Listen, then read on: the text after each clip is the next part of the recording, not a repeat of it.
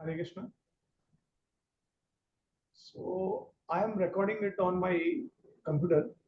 And are you able to record also or stream it live? It is live. It will be live, so it will be on YouTube, Prabhuji. Oh, Recorded on YouTube. it's currently on live, right? You are not Yeah. recording. No, no. Okay. Okay. All right.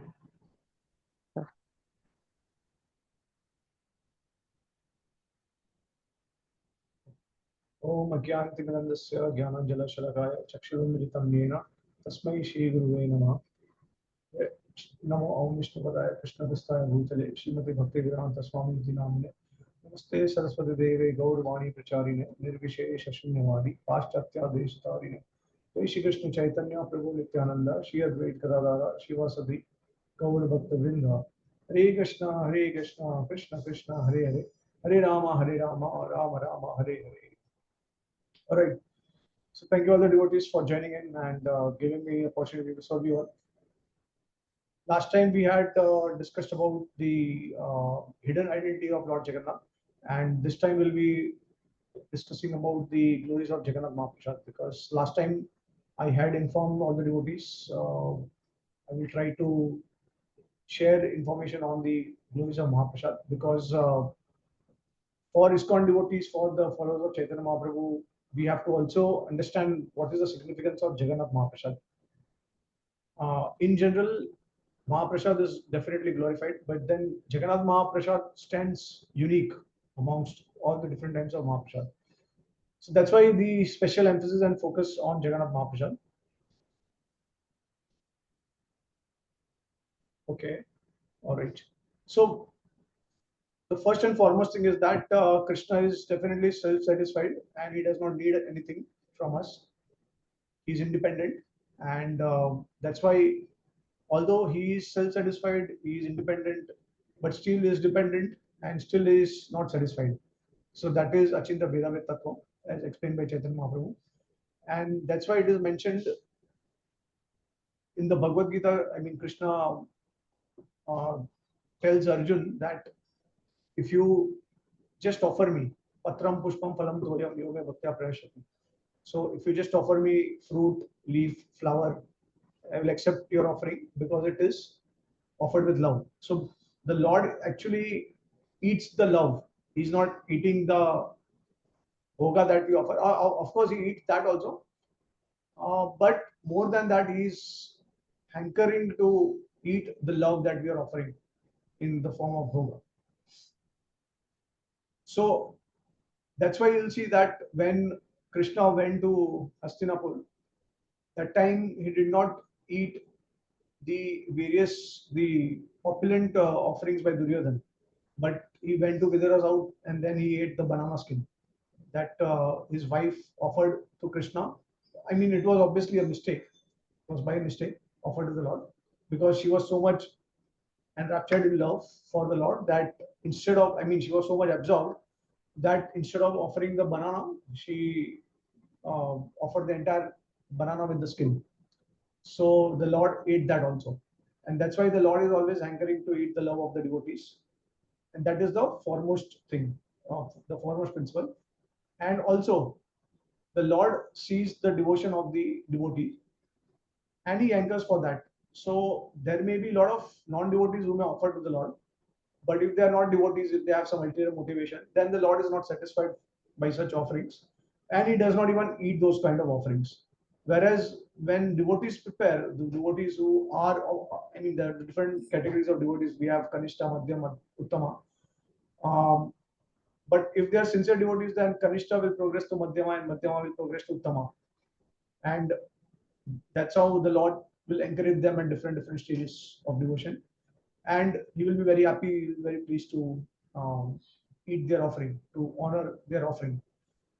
So this is the most important principle in offering bhoga to the Lord.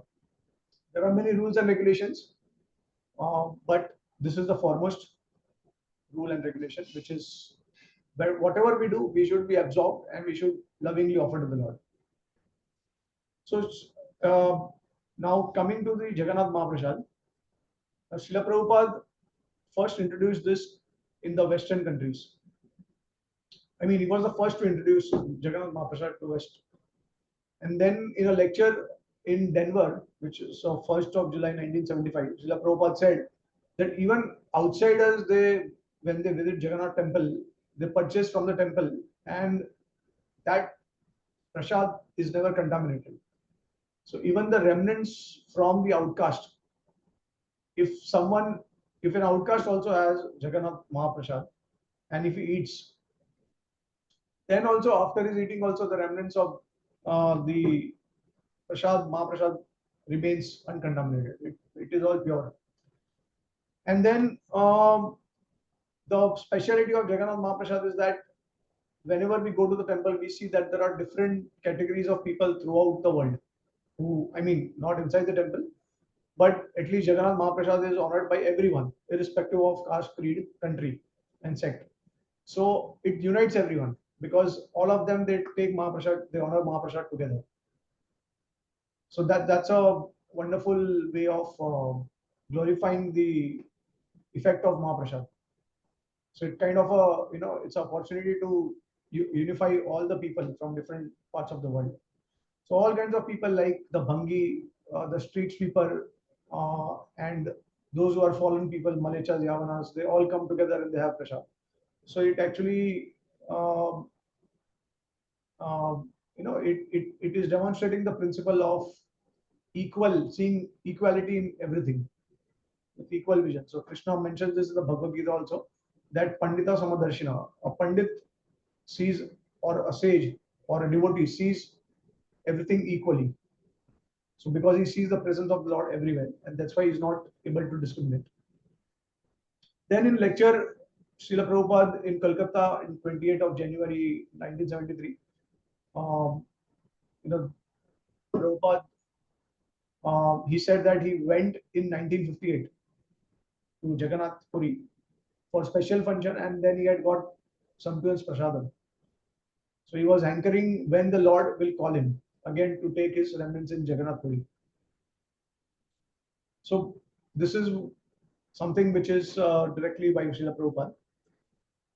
Then Prabhupada also mentioned about the offerings in the Puri temple, and he says that in Jagannath temple, bhoga is offered 56 times a day, and anytime you go, it can be supplied for 1,000 people. So this arrangement is there since last 2,000 years.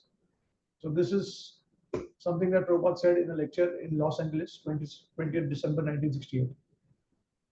And Prabhupada also said that they don't purchase from the market; they have their own agriculture field. So whatever ingredients they use to make the bhoga, it's all coming from their own agricultural fields. They are not purchasing from market.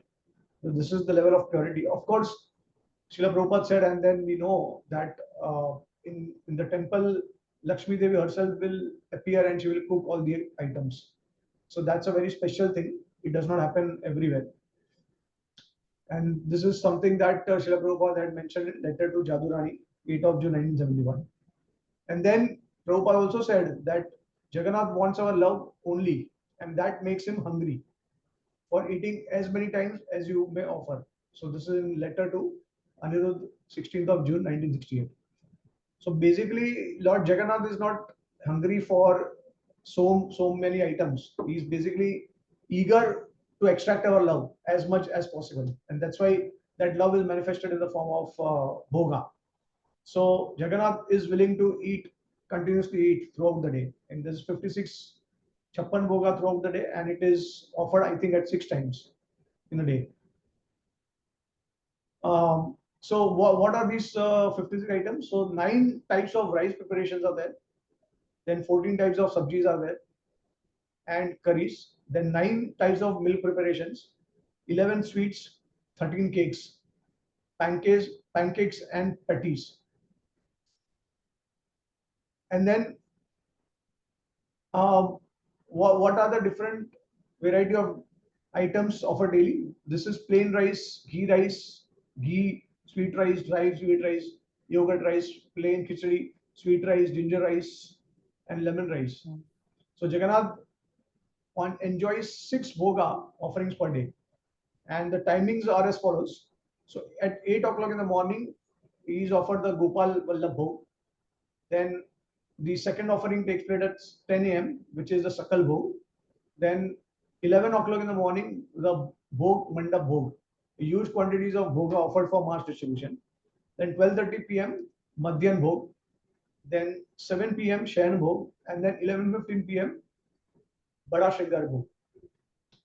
So last time, if you remember, we had when we were discussing about the glories of the identity of Lord Jagannath, hidden identity. So that time we also got to know that Lord Jagannath is always with Srimati Radharani internally, in union with Radharani internally. And I also shared some praman from the scriptures, wherein it is mentioned that Jagannath is always in union with Radharani internally. Although externally it's the Mahabhav form of the Lord, in hankering in separation towards Srimati Radharani and the Vrajvasis. But so external separation, it also brings internal union. And what is the meaning of internal union? Internal union basically means when you are separated from your lover, then you feel acute pains of feelings of separation, which means that the intensity of your love for the person will multiply, 100 times. And that is experienced by the Vrajvasis, especially the gopis to the highest extent. And then amongst all the gopis, only Srimati Radharani has got this Madana Ke Mahabhav.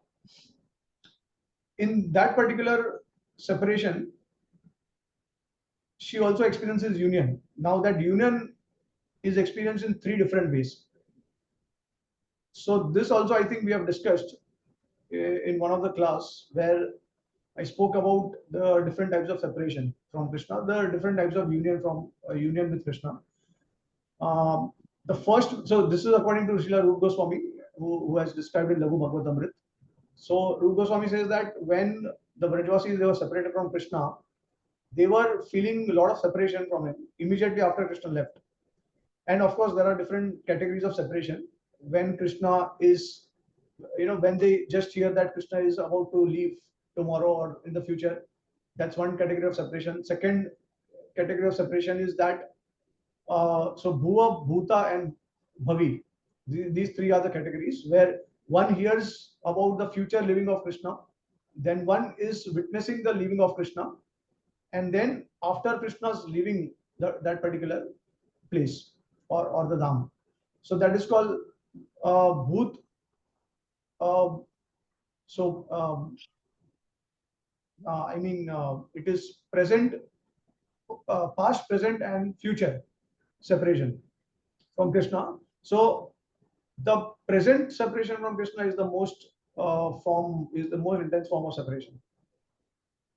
And when Krishna is living from Mathura, from Vrindavan to go to Mathura, so that time they are all burning in separation, and then Krishna promises that he will return back. That's why they do not commit suicide.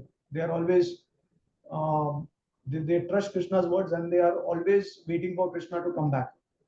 And they have that faith that Krishna is going to come back. So that's why they do not give up their lives. Otherwise, they could have easily given up their life, because that intensity, the burning of separation is very high. So after Krishna departs from Vrindavan and he goes to Mathura, and within the span of 3 months, when he just finishes his education from Sandipani Muni. So later on, he sends Uddhava. So if you remember, Krishna finished the education in 64 days. So he learned 64 arts in 64 days.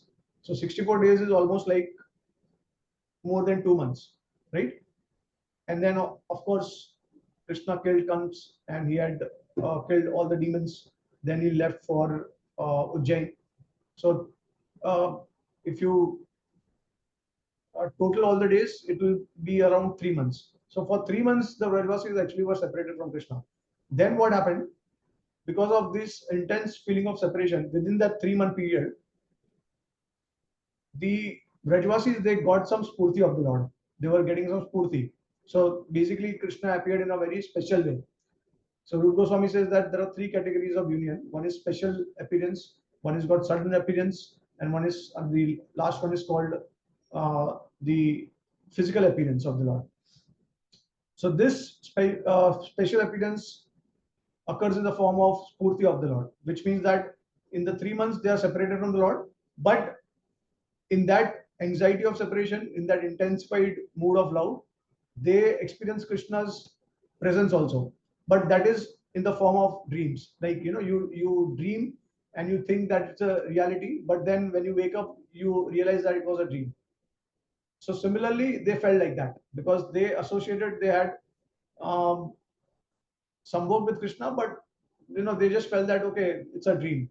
So they again experienced separation. So this happened for 3 months, and after that, what happened is Krishna appeared in a sudden form, which is called as the aprakat form.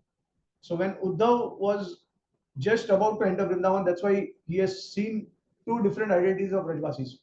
One identity he sees that of separation from Krishna, and another identity he sees of the Rajvasis that of sambhog with Krishna. Because in the Bhagavatam, if you see, when Uddhav is just about to enter Vrindavan, he is actually witnessing the bliss of the Vrajvasis, the bliss of the Dhamvasis. So how is that possible? They are separated from Krishna. It is mentioned that all these gopis and all the Vrajvasis, they are like their bodies have been dried up, they have become very thin, they are not eating, they are not sleeping properly. So it is impossible to experience that kind of environment when everyone is separated from Krishna. So what Uddhav saw is actually he saw the forms of the Vrajvasis that were experiencing sambhog with Krishna, union with Krishna. So it is all possible because of the potency of Yogmaya. Yogmaya made arrangement in such a way that the Vrajvasis, they had two forms. One form were with Krishna, another form were in separation from Krishna. And whenever Yogmaya wanted, Yogmaya would cover one form and he would reveal another form. And accordingly, Uddhav saw two different forms. So if you remember, initially when Uddhav visits Braj, he's seeing those forms which are in bliss. They are all bliss because the cows are in bliss, the gopis are in bliss, everyone is in bliss. So he's seeing Sambhog. But then as soon as he enters and he goes inside Nand Maharaj's house and he greets them, then they are too much in separation from Krishna. So he's then seeing the separated forms of the Vrajvasis. And then you also know about the song of the bumblebee, which is one of the chapters in the Srimad Bhagavatam, and it is talking about the madness of Radharani's love for Krishna. And then the bumblebee is coming, and Radharani and the gopis they think that Krishna has sent this bumblebee, and then as a messenger and all, and then she starts talking to the bumblebee. So the does understand the exalted position of the Braj gopis, and he glorifies them for that. He does not understand all these emotions, but he sees them personally. So that state was in the state of separation. And then finally, when he leaves, then again he sees the form which were in Sambhog with Krishna. So this is all amazingly demonstrated, orchestrated by the potency of Yogmaya. And anyways, coming to the second form of separation, second form of union. So this is called aprakat presence of the Lord. Now, what is the meaning of prakat, aprakat? I think I've already explained you. Prakat is something where Krishna is actually visible to the ordinary condition sadhakas or ordinary condition souls directly. Physically, he is visible to them. Whereas aprakat means only those who have got pure love for Krishna, those who are in Prem stage, uh, those who are Nitya Siddhas can only see the Lord. So, aprakat uh, state is a form where Krishna is viewed only by the Nityasiddha devotees or those who have attained perfection. Right? So that time Krishna appeared in an aprakat form after 3 months. Till the time Krishna physically appeared when he killed Dantwakra, and after killing Dantwakra, he actually entered Vrindavan.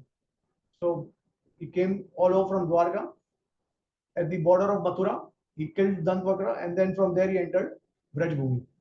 So that time Krishna physically entered Vrindavan, and so that's why this is the physical appearance of the Lord, which is the Prakat manifestation of Lord. So Prakat means everyone can see the Lord physically. So I am explaining this concept, or I am recollecting all these things that we discussed in the past, because it will be helpful for you to understand what is the significance of Mahaprasad, especially Jagannath Mahaprasad. Because the identity of Jagannath, as we discussed last time, it's very confidential. Because Krishna, it's the only form of Krishna who is feeling intense pangs of separation from the Raj Gopis, right? So, okay, so we'll continue. Okay, so now I will share some glories of Mahaprasad. Now, all these glories are given in Skand Puran, Vaishnav Khand, chapter number 38, verses 3 to 19. So, there in Jagannath Puri, Lord Narayan eats well cooked nectarian rice and other grains. Eating the remnants of such grains causes all sins to disappear. I'm avoiding the Sanskrit verses, I'm just reading the translations. So there is no other substance on this earth as pure as Jagannath Mahaprasad. It doesn't get contaminated by even coming in contact with habitual sinners. Of course, whatever I am sharing, it is all the glories of Srila Gauragovind Swami Maharaj, who has revealed the identity of Lord Jagannath, and the identity of Puri Dham, the identity of Mahaprasad, the unique position of all these things. It is simply his amazing contribution he has added to our Gaudiya Vaishnava Sampradaya. And of course, it is not his mental speculation. He has quoted from scriptures, especially Chaitanya Charitamrita, and then he's also quoting verses from the Puranas in order to establish what he mentions is all backed up by Shastra. And this humble effort has been done by his one of his very dear disciple is Madhavanand Prabhu. So uh, by their mercy, by their efforts, by their research, I am sharing everything that I've read and learned. All right. So there is no other substance on this earth as pure as Jagannath Mahaprasad. It doesn't get contaminated by even coming in contact with habitual sinners. So because of being in close proximity to Lakshmi Devi, all those footsteps are ever pure. And even when such remnants of footsteps in the temple of Lord Vishnu are touched by fallen people, they are as eternally pure as Lord Vishnu. All castes and order of life, including widows, fixed in their vows, and initiated Agnihotra Brahmanas are purified by partaking Jagannath Mahaprasad. All those assembled in Jagannath Puri, whether poor, miserly, a powerful householder, a resident, or foreigner, etc., should not demonstrate any pride in partaking Jagannath Mahaprasad, whether out of devotion, greed, enjoyment, or simply out of desire to mitigate one's hunger. Sometimes consumption of Mahaprasad cleanses all sins, destroys all disease, causes prosperity in terms of increase in one's sons and grandsons, snatches away all poverty, and bestows topmost knowledge, lifespan, prosperity, and all auspiciousness. The great Lord Vishnu, who possesses inexhaustible divine effulgence, is personally biased towards his Mahaprasad. Those who think themselves to be big pandits and thus criticize this nectar are never tolerated by Lord Vishnu, who is personally holding a chastisement rod in his hand. Whomsoever he punishes in this regard is certainly a candidate for great misfortune. Such people suffer tremendously in extreme hell known as Kumbi Pak. O Brahmins, one should not sell or purchase Jagannath Mahaprasad. One who makes a sincere resolve that I shall not eat anything except the remnants of Lord Jagannath and follows it every day, such a pure-hearted person is absolved of all sins and undoubtedly attains the topmost Vaishnava destination. Even if it is stale, dry, or brought from a faraway place, it is all right to consume it, and it leads to the destruction of all sins. Even if it has fallen from the mouth of a dog, a Brahmin should consume Mahaprasad. So what to speak of others? Whether one has completed his fast or has not fasted at all, whether one is unclean, engaged in sinful acts, or thinking in a sinful way, one should consume Jagannath Mahaprasadam as soon as one obtains it without any considerations. Lord Jagannath's Mahaprasad is equal to the waters of the Ganges. For seeing them both elevates one to heaven, and consuming them frees one from all the sins. So this is something about the glories of Jagannath Mahaprasad from Skand Puran.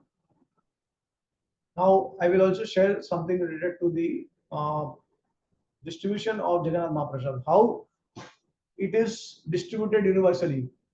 So what is the pastime behind this? And this particular pastime is narrated in the Padma Puran. It is given in the Padma Puran, and it was shared by Murari Gupta, Chaitanya Mahaprabhu's associate, through Damodar Pandit. And this is narrated, this is also described in the Chaitanya Mangala of Lochan Das Thakur, and it is given in the Sutra Khand 2.185 to 265. And basically, it's coming from Vishnu Katyayani Samvad from the Padma Puran. So, what happens? Narad Muni, he remembers the instruction of Uddhav that he has, I mean, in the Srimad Bhagavatam 11th canto, 6th chapter and 46th verse, Uddhav is glorifying the remnants of Krishna. And what are the remnants? The remnants are the flower garlands, his paraphernalia, and his prasad, and everything which is related to Krishna. And Uddhav says that just by consuming the remnants or taking the remnants of Krishna daily, we will easily get free from the illusions of the material world, and we will develop deep attachment for loving service to the Lord. So this is what Narad Muni remembers from the Srimad Bhagavatam, the context of Uddhav speaking to Krishna. And then when he hears this, he develops intense desire, intense greed to taste the remnants of the Lord. So then he decides that, okay, let me, because I've never tasted the Lord's remnant ever before. And um, till date, till the time Narad Muni he gets this kind of feeling, Vishnu's Mahaprasad is never distributed openly, freely to everyone. So it is only consumed by the intimate associate Lord Vishnu, like Lakshmi Devi and his associates. So then Narad Muni makes a firm resolve that somehow I will obtain the Lord's Mahaprasad. And then he decides to serve Lakshmi Devi. And for 12 years, Narad Muni continuously serves Lakshmi Devi selflessly. So Lakshmi Devi becomes very pleased with the humble attitude and the menial service that Narad Muni performs. And then she asks Narad Muni at the end of the 12 year. So she asks Narad Muni that what benediction you want from me, because you have pleased me so much. So then Narad Muni begs her that kindly please share some remnants of Lord Vishnu's Mahaprasad. So then Narad Muni is actually he knows that Lord Vishnu's Mahaprasad is not so easily available, so he is kind of tricking Lakshmi Devi. But because Lakshmi Devi is so satisfied and pleased with Narad Muni's service attitude, so she says that okay, generally it is not available, and Lord Vishnu has clearly told me that it is not supposed to be distributed to anyone. But still, for you, I will try to get it. So then Lakshmi goes to greet Vishnu in Vaikuntha, and then uh, so Lakshmi expresses a desire to Lord Vishnu, and she tells him that I know that you have told me not to give it to anyone, not to share with anyone. But what can I do? I have already given my promise to Narad Muni that I will get some Mahaprasad for him. So then Vishnu says that, oh Lakshmi, you did a great mistake. Actually, it is not to be shared with anyone. And now what you can do is, without my knowing, you can take some Mahaprasad and you can give it to Narad Muni. So Lakshmi Devi was very happy. Earlier, she was feeling very fearful that what will happen and how will Lord Vishnu react to it. But then Lord Vishnu was very merciful, and then he said, okay, but you have to do it without my knowing. So she does the same thing, and then she goes and she takes some Mahaprasad without uh, Lord Vishnu's awareness, and then she gives it to Narad Muni. So Narad Muni, when he tastes the Mahaprasad, he becomes like a madman. He becomes very ecstatic, and he starts dancing, and he becomes very effulgent, like millions of suns combined together. So he becomes extremely joyful, and then he so when Narad Muni is, so basically, actually, he was with Lord Shiva and Parvati. He's describing this incident, how he got the Mahaprasad remnants, and he's describing to Lord Shiva and Parvati. And then Shiva, so Parvati seems that she's not there at that time, but Shiva, when he hears that Narad Muni got the remnants of Lord Vishnu, so he develops a great hankering, and he's also expressing a desire to have Mahaprasad. And then he tells Narad Muni that what kind of saintly person you are, that you ate everything alone. You did not left for me anything. So please, if you have something, please give it to me. And then Narada just realized that he's got some Mahaprasad stuck to his nails.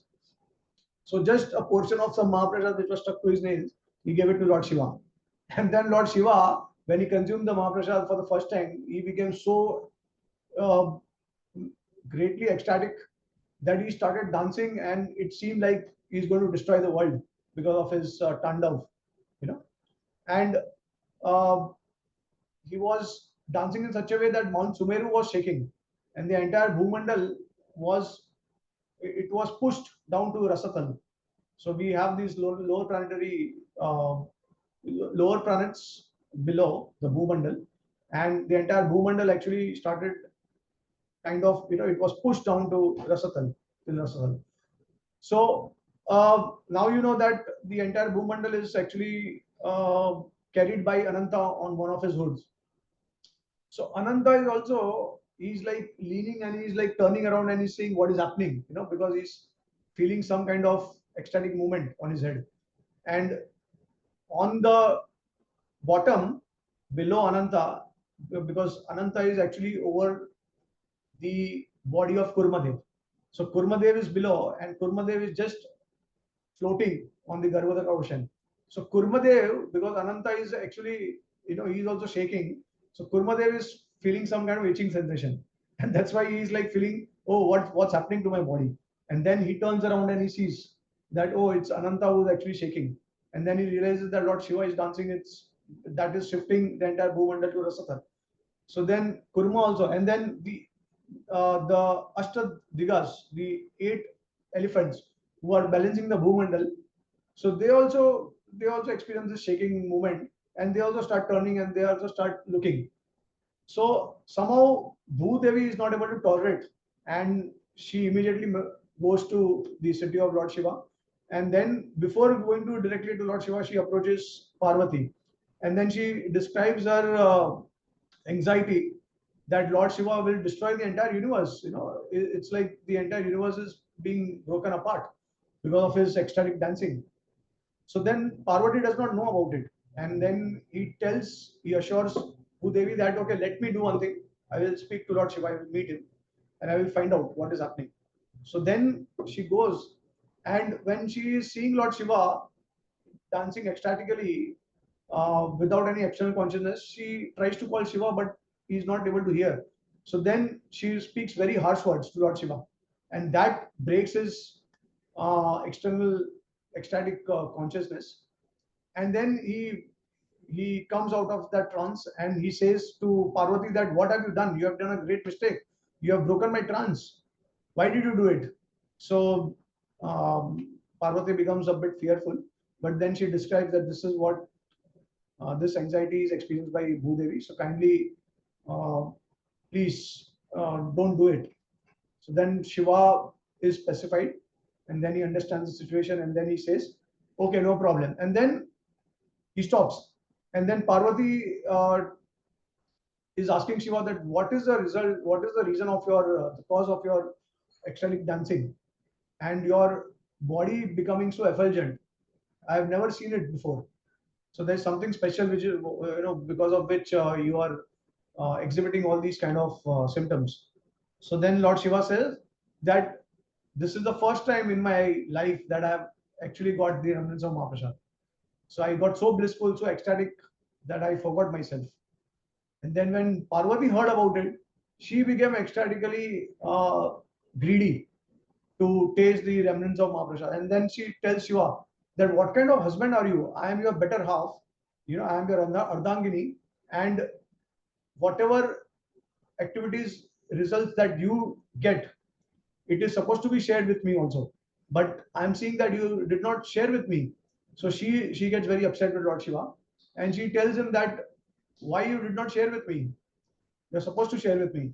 So then Shiva tells her a bit, this it seems it's a bit arrogant in an arrogant way that, oh Parvati, you are not qualified to receive the remnants of Mahaprasad of Lord Vishnu.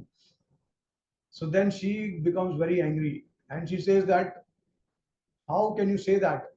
My another name is also Vaishnavi and I am very much devoted to Lord Vishnu. So right away, I will, through my devotion, I will make sure that Lord Vishnu will appear and he will benedict me. And this Mahaprasad that is very rare because you, uh, so I mean, she feels offended. So that's why she tells Lord Shiva that because you said that I'm not qualified, I will make sure that not just me, but all the living entities in the entire universe for future to come, they will all relish, they will all get the opportunity to taste Lord Vishnu's Mahaprasad remnants. So that way, then she started worshipping the Lord with a lot of devotion, and then Lord Vishnu appeared and gave that benediction to. Finally, he was pleased with the devotion of Mother Parvati, and the Lord said that, "Oh Mother, you are actually the mother of the entire universe, and you are my great devotee. So definitely, being pleased by you, I will offer you this benediction that my Mahaprasad will be distributed throughout the world, throughout the universe, for all time to come." And this is how the remnants of Lord Vishnu Mahaprasad has been distributed. So this is a unique glory of Jagannath Mahaprasad. Of course, we also know that in Kali Yuga, the Lord incarnates in different forms. Like, for example, Holy Name is one of the forms of the Lord. And then he also incarnates in the form of river, which is Ganges. And then he also incarnates in the form of deity, which is Jagannath. So Jagannath is actually the deity of Kali Yuga. Okay, so this is the pastime of the distribution of Mahaprasad in Jagannath Puri. This is how it all happened, it all started.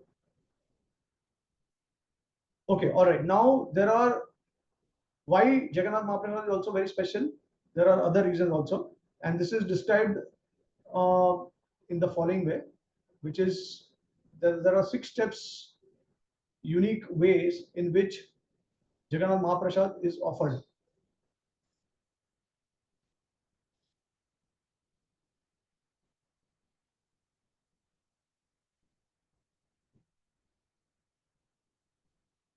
Okay, all right. Once again.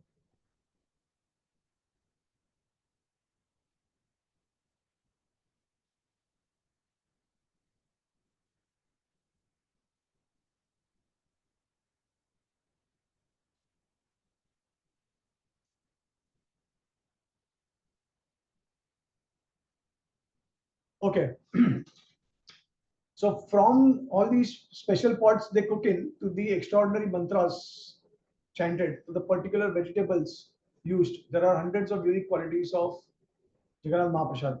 However, the residents of Puri consider Jagannath Mahaprasad to be exceptional because of the special process of offering known as Sad Anga Samskar, the 6 steps of consecration. These 6 steps are given in the Utkal Khand, chapter 42, text 32 of the Skand Puran, as follows. So first and foremost, Lakshmi Devi personally cooks for Jagannath over the sacred fire known as Vaishnav Agni. Every day, the Pandas chant special mantras to call her while they prepare meals for the Lord. For the main offering at noon, the cooked food is then placed on a golden plate on top of a Sri Yantra and brought before Jagannath. This bhog is offered next to Jagannath's Ratna Simhasan within the inner area of the altar. All the offerings to Jagannath take place there, except for the huge quantity of foodstuffs known as Bhog Mandap Bhog, which is named after the place where they are offered to the Lord, the Bhog Mandap. This Bhog Mandap Prasad is distributed at the place inside the Jagannath Mandir known as Anand Bazar.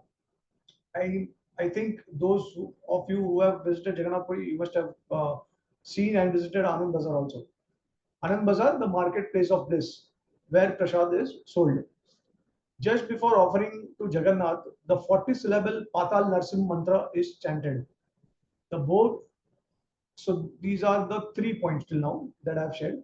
Then the fourth point is the board is offered to Lord using the 18-syllable Gopal mantra.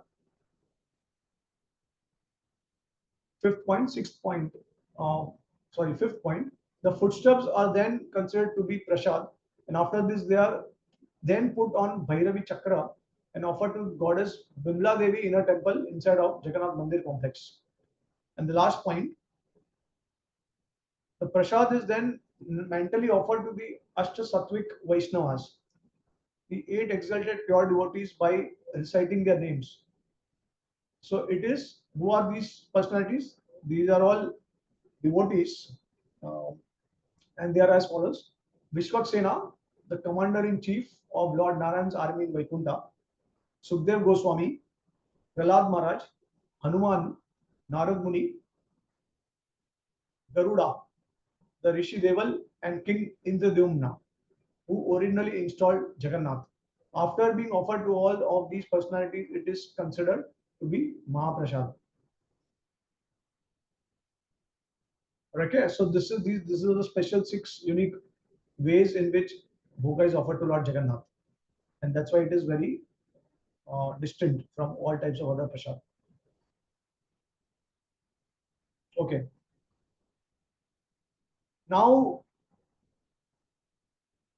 so as I shared earlier, the glory of Puri Dham is about Jagannath Mahaprasad, and similarly the other dhams. So we know there is the uh, Vrindavan Dham, Vraj Bhumi, there is Mayapur, Navdeep Dham, and there is the Puri Dham. So these 3 dhams are very important for all Gaudiya Vaishnavas. And there is obviously the speciality of all these 3 dhams. Now it is said that although Prashadam is also there in Vrindavan, Kirtan is also going in Vrindavan, but the dust of Vrindavan is glorified more in the scriptures. And similarly, the Kirtan in Mayapur, Navdeep is actually glorified more, although other things are also there. And Jagannath, the Mahaprasad is glorified more in Jagannath Puri. So we have understood the significance of Mahaprasad, why it is so unique in Jagannath Puri. Kirtan, of course, we know Chaitanya Mahaprabhu introduced Kirtan in Navdeep Dham, and this Kirtan is directly in separation from Krishna. So Kirtan is the Yug Dharma, it is the incarnation of the Lord in Kali Yuga in the form of holy name. So that is why in Mayapur, Kirtan is more prominent. And Vrindavan dust, because the Lord Krishna, Radharani, Gopis, Rajvasis, they all appeared, and their dust is taken by Brahma, Uddhav, and all exalted saintly people. So that's why the glories of the dust is more prominent in Vrindavan now.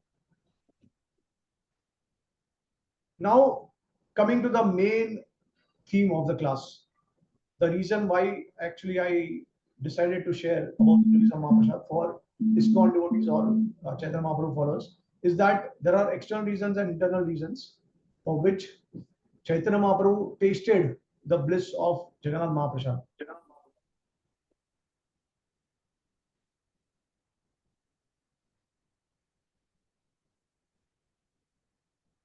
So in Jagannath Puri, everything revolves around the remnants of the Lord of the universe. And what is it that makes the prasad of Lord Jagannath in Puri stand out from prasad of other deities in other places? And why was it so special for Chaitanya Mahaprabhu? So just as there are many conceptions of identity of Lord Jagannath, in the last class we discussed about Jagannath to be perceived by different sects of religion in different ways. So Krishna also says that "Ye thamam prapadante tam sataiva bhajamyam." As you approach surrender to him, he will reciprocate accordingly. So there are so many religions in the world, and they all worship Jagannath in their own unique ways, right? So there are Jains, there are Sikhs, there are Muslims, there are Hindus, and amongst Hindus also there are so many different religions. So I mean, so many sects, different sects, and they all worship Lord Jagannath in their own conception. So Jagannath will reciprocate accordingly to them. So similarly, there are many consumption of Jagannath Mahaprasad. And how do we perceive Jagannath Mahaprasadam? That is exemplified, demonstrated by Sri Chaitanya Mahaprabhu. How he perceived Jagannath Mahaprasad, that is what we are going to discuss now. And this is what we must also, the same kind of mood we should also cultivate. So as matchlessly sacred as Jagannath Mahaprasad is considered to be by countless pious and religious people, still there has never been a more intense and astonishing mood of appreciation for the remnants of Lord Jagannath exhibited by Sri Chaitanya Mahaprabhu. In CC Antyalila, 14 chapter 81 verse, Krishnadas Kaviraj Goswami has described the ecstasies displayed by Chaitanya Mahaprabhu in Jagannath Puri. लोक नाही देखी ऐचे शास्त्र नाही सुनी हेना भाव व्यक्त करे न्यासी Chudamani.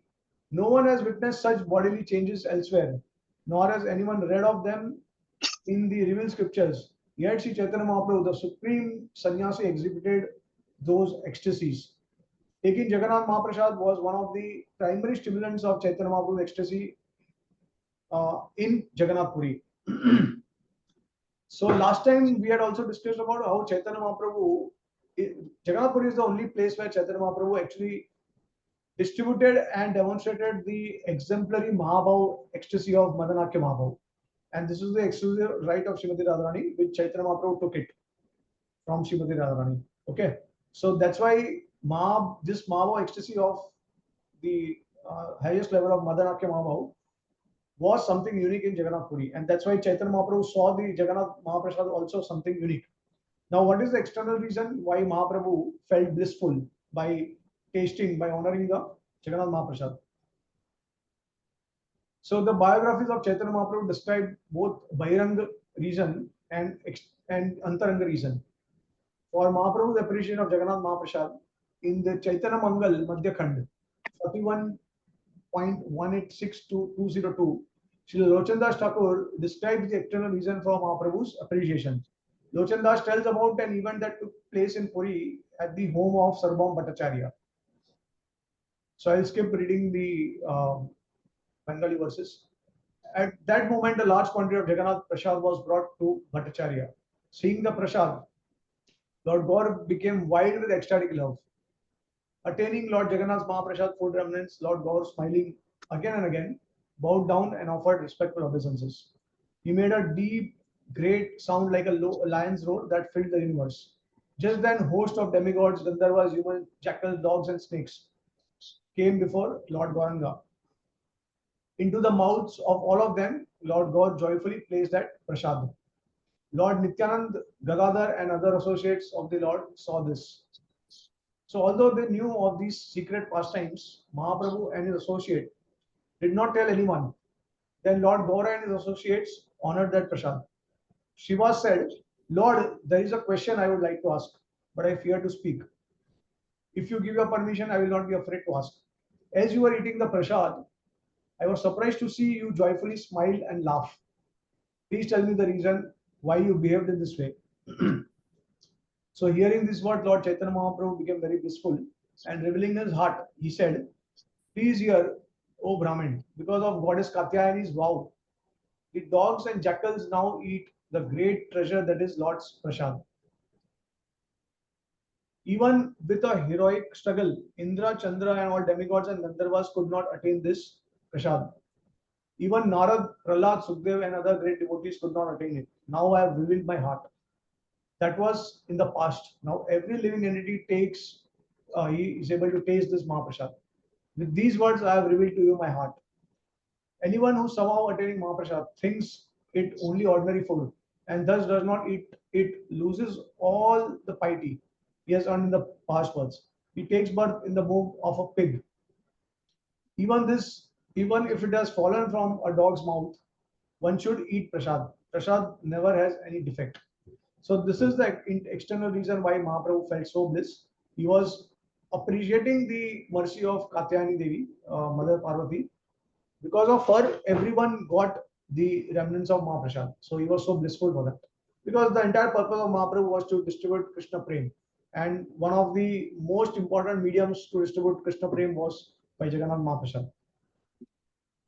Now coming to the internal reasons, very important for all devotees of Chaitanya Mahaprabhu follows. So the king of Vaishnava poets, Krishna's Kaviraj Goswami, explains internal cause of Mahaprabhu's intense appreciation for Jagannath Mahaprasad. In the Antalila chapter 16 of CC, he narrates an account of Mahaprabhu and associates taking Jagannath Mahaprasad. I will skip the Bengali verses. To Sri Chaitanya Mahaprabhu, the prasad tasted millions upon millions of times better than nectar, and thus he was fully satisfied. The hair all over his body stood on end, and incessant tears flowed from his eyes. This is given in Antyalila 16.93. Then the next verse, Sri Chaitanya Mahaprabhu considered, where has such a taste in this prasad come from? Certainly it is due to having been touched by the nectar of Krishna's lips. And then in verse number 115, loudly chanting the holy name of Hari, all of them tasted the prasad. As they tasted it, their minds became mad in ecstatic love. Okay, so let's try to understand the internal reason in more detail. Why Chaitanya Mahaprabhu felt bliss billions upon millions of times the nectar by tasting this Mahaprasad? So what was it about Chaitanya Mahaprabhu, about Jagannath Mahaprasad that made Mahaprabhu so ecstatic? So Kaviraj Goswami gives a hint in this continuation of the above story. He says that Chaitanya Mahaprabhu then ordered Ramananda Rai to narrate some verses glorifying Prasad. Ramananda Rai then quoted the words of gopis from Srimad Bhagavatam that was sung to Krishna in separation from him. So this is from the 10th canto, 31st chapter, 14th verse. And I will again skip the Sanskrit. O hero of charity, please deliver unto us the nectar of your lips. That nectar increasing lusty desires for enjoyment and diminishes lamentation in the material world. Kindly give us the nectar of your lips, which are touched by your transcendently vibrating flute. For that nectar makes all human beings forget all other attachments. Satisfied upon hearing the verse quoted by Ramananda Rai, Mahaprabhu then recited some words of Radharani that was spoken in great anxiety. My dear friend, the all-surpassing nectar from the lips of Krishna can be obtained only after many pious activities. For the beautiful gopis of Vrindavan, that nectar vanquishes the desire for all other tastes. Madan Mohan always choose pan that surpasses the nectar of heaven. He is certainly increasing the desires of my tongue. In the mood of Radha and the gopis, Mahaprabhu continued. Such is the policy of these lips. Just consider some other injustices. Everything that touches those lips, including food, drink, or beetle, becomes just like nectar. It is then called Krishna Fela, remnants left by Krishna. The beetle chewed by Krishna is priceless, and the remnants of such chewed beetle from his mouth are said to be the essence of nectar. When the gopis accept these remnants, their mouths become his spittoons. So Srimati Radharani gets the greatest pleasure taking the remnants of Krishna, as described by Srila Kaviraj Goswami. As female swans take pleasure in the leftover lotus stamps of their mates, as female deer take pleasure in grazing on the patches of fresh shoots, as hordes of bees take pleasure in drinking the nectar of auspicious flowers, and as chakori birds take pleasure in drinking the nectarian moonlight, Srimati Radhika and others experience an even greater pleasure by relishing the remnants of Sri Krishna. Okay, so separation. Now there is the discussion about the separation. So the entire purpose of describing the different types of separation and union is to make us understand this particular section. So Sri Chaitanya Mahaprabhu saw Puri Jagannath as Krishna who left Vrindavan and gone to Mathura. He relished the prasad of Jagannath Puri in the mood of the gopis in separation from Krishna. Sri Chaitanya Mahaprabhu experienced the condition of separation from Krishna that the gopis experienced after Krishna's departure from Mathura. The nature of love in separation is that it is unbearably painful, yet it is not like pain experienced in the material world. So Kaviraj Goswami comments, anyone who has this love in his heart knows its power. It is like mixture of poison and nectar. So while taking the remnants of Lord Jagannath at Purushottam Kshetra, Chaitanya Mahaprabhu experienced the gopis' feeling of separation. The acharyas in the line of Mahaprabhu have described separation as the highest ecstasy. Srila Prabhupada has written in Purport to CC Madhya 4.197, worship in separation is considered by the Gaudiya Madhva Sampradaya to be the topmost level of devotional service. In Brihad Bhagavatam, Sanatana Goswami 1.7.126 has presented Krishna's description of the feelings of his beloved Raj Gopikas when they are experiencing separation from him. So the anguish of separation is praised as greater than the happiness of enjoying with those one loves. Separation is so pleasing to the mind that it cannot be described. It always transforms at last into abundance of pleasure. Only experts in tasting these moods can understand how this happens. So now Jagannath Puri is considered to be Vipralamba Kshetra, place of separation from Krishna. Jagannath Puri Dham is an Anna Kshetra, the place of Prasad footsteps, but it is also Vipralamba Kshetra, the place of separation. Sri Gaur Govind Maharaj explains in the book Vrindavan, Mathura meets Vrindavan, that Mahaprabhu went to Purushottam Kshetra, which is Vipralam Kshetra, the place of crying. There Krishna in the form of Jagannath is crying for Radha and Krishna in the form of Mahaprabhu is crying for Krishna. Krishna Prasad is considered non-different from Krishna himself. Absorbed in the burning pangs of separation from Krishna, Chaitanya Mahaprabhu experienced simultaneous union with and separation from the Lord when meeting him in the form of his Prasad remnants. So this Prasad, they are directly considered to be non-different from Krishna's chewing of the pan or directly consuming, when Krishna is in Vraj. So that time, whatever Krishna eats, that is considered to be Jagannath's Mahaprasad. And that is what is, by consuming this Mahaprasad, this is what Chaitanya Mahaprabhu remembers. He is actually into the ecstatic mood of the feelings of separation from Krishna. Because Chaitanya Mahaprabhu is Radha Bhav. So Radharani is feeling acute pains of separation from Krishna. And during that separation, when Mahaprabhu gets the Mahaprasad remnants, that makes him feel in union with Krishna. So this is the powerful effect of Krishna's own remnants. So this is the internal reason. So in the Puri, in Jagannath Puri, at the end of manifest pastime, Mahaprabhu's prominent mood was that of Radha feeling separation from Krishna, and after he left for Vraj for Dwarka and Mathura, and sent Uddhav back to Vraj with a message of love. So Krishna's Kaviraj Goswami writes, Sri Chaitanya Mahaprabhu's emotions exactly corresponded to those of Radharani when she met Uddhav. The Lord always conceived himself in her position and sometimes thought that he was Srimati Radharani herself. CC Antelila 14.14. So Chaitanya Mahaprabhu's ecstasy in taking Jagannath Mahaprasad was both internal and external. The external reason was his happiness stemmed from the fulfillment of Katyayani Devi's desire that Jagannath Mahaprasad should be available to everyone. The internal cause of this ecstasy was in experiencing the feelings of the gopis' separation from Krishna. The gopis always feel ecstasy when taking Krishna's remnants, but when they are crying in separation after Krishna left for Mathura and Dwarka, obtaining those remnants increases their ecstatic feelings thousands of times over. So pious religious people honor and worship the Prasad of Lord Jagannath as purifying sacrament.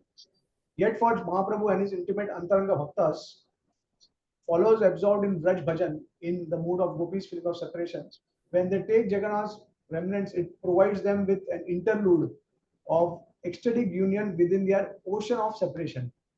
So Jagannath Puri is a ocean, it's a Vipralamba Kshetra, and it's a place of separation.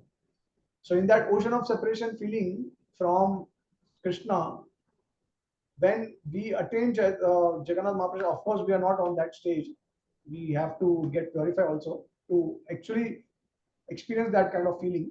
But this is something that we can appreciate. This mood has to be inculcated. And this is how we experience union with Krishna in that ocean of separation when we consume Jagannath Mahaprasad. So this is the internal reason.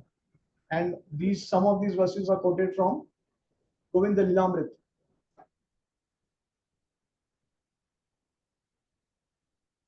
Yeah, okay. So these are the internal reasons why Chaitanya Mahaprabhu relished so much Jagannath Mahaprasad, and this is how we are supposed to also perceive Jagannath Mahaprasad remnants.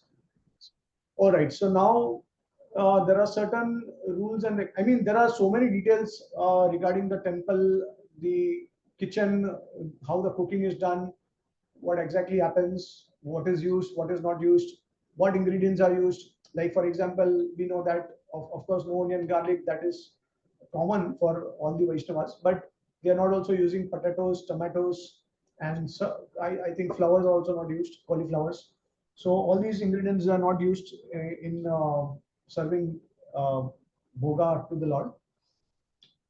And now, what are I will just share some etiquettes that are to be followed in order to honor Jagannath Mahaprasad.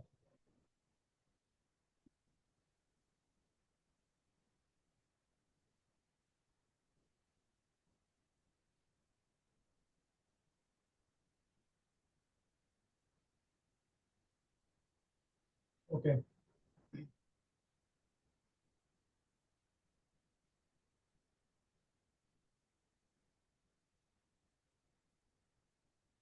So nowhere in the world is there a culture with as elaborate worship of prasad as Annakshetra Shri Jagannath Puri, famous as the place of prasad grains. In honoring Mahaprasad, the residents of Puri have special traditions which are not found anywhere else. So in Puri, it is considered that accepting Jagannath Prasad is the same as having direct darshan of him.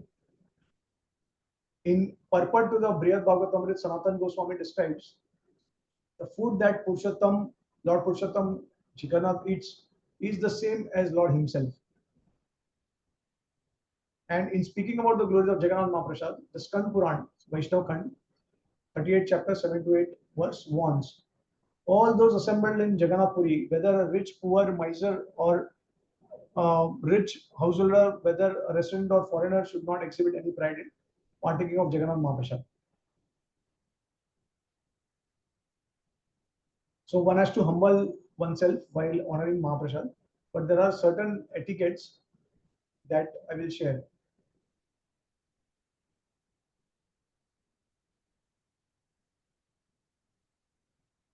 One should not allow Mahaprasad to touch the ground. One should not touch Mahaprasad with the left hand, which is considered unclean. One should be careful not to spit out Mahaprasad left in one's mouth. When washing at the conclusion of the meal, devotees often drink the first mouthful of while washing. While traveling with Mahaprasad, one should be careful to store it in a higher place than one's seat and not put one's feet near it. One should not mix Mahaprasad with ordinary food or even with prasad with, from other deities, such as Tota Gopinath, etc.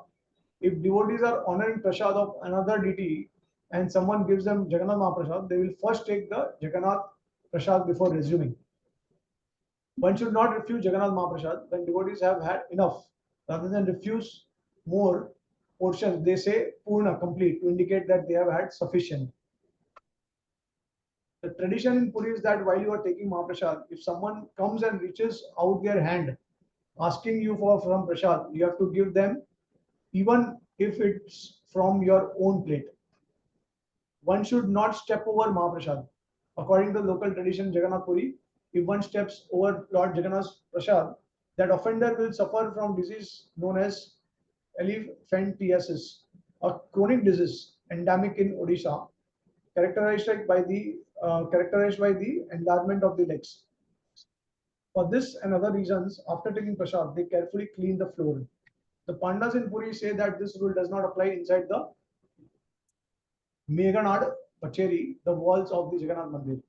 There in Anand Bazar, where prasad is sold, as well as in front of Jagannath's altar, there is much prasad on the ground, and it is not possible to avoid stepping on it.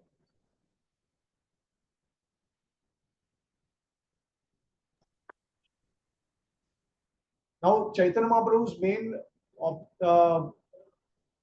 suggestion and recommendation was to chant the holy names in between taking the Mahaprasad. So this is the most important instruction that Mahaprabhu wanted us, that while honoring the remnants of Jagannath Mahaprasad, we should always chant the holy name in between or as much as possible, or something that is in context with serving the holy name. So we have to observe that etiquette.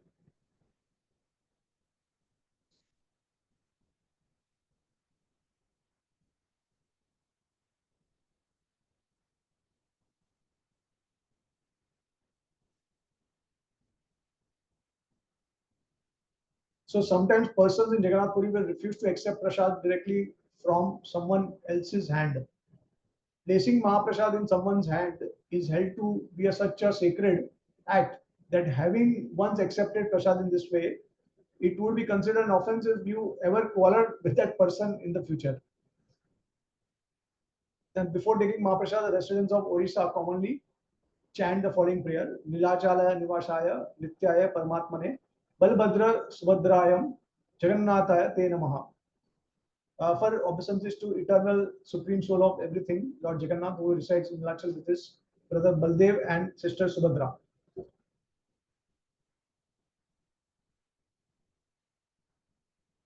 So in Puri, everything revolves around Jagannath Mahaprasad. At any auspicious function, whether it is wedding, funeral ceremony, the birth of child, the opening of new house or shop, a traditional samskar such as name giving ceremony, um, first haircutting or Brahmin initiation, serving the guests, Mahaprasad is a mandatory part of the event. The local people consider that the most important part of marriage ceremony is when the bride and the groom take Mahaprasad together. Even Muslims in Jagannath Puri, they honor Mahaprasad. That is the glory and significance of Jagannath Mahaprasad.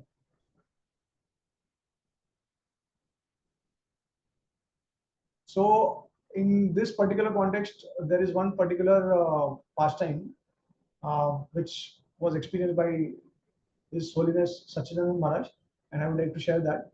So once, uh, so Maharaj recalls this, and he says that once I was invited to Jagannath Mahaprasad with the King of Puri.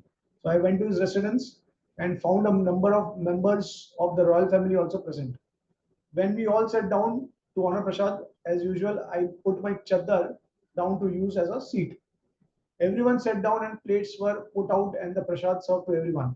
Wanting to be careful to observe proper etiquette, I waited to take prasad until the others began. For several minutes, everyone simply sat there without taking. Unsure of what was going on, I leaned over to the king and asked, "Is everything okay?" The king replied, "We are just waiting for you to get off your asan and then we'll take prasad." So, asans are also not supposed to be used while having Jagannath Mahaprasad. And Srila Prabhupada also described, and is also described by the cooks, that only clay pots are used for cooking, and they are only used one time and they are thrown away. So there is no need for washing them. So there are very high standards which are followed, observed in the kitchen to cook the bhoga offered to the Lord, and there are a lot of details also. But now we'll conclude the class. Because the main purpose was to describe the glories of Jagannath Mahaprasad for our followers of Lord Chaitanya Mahaprabhu. And yeah, but there are many other details. I don't think we currently we have the time to delve into it.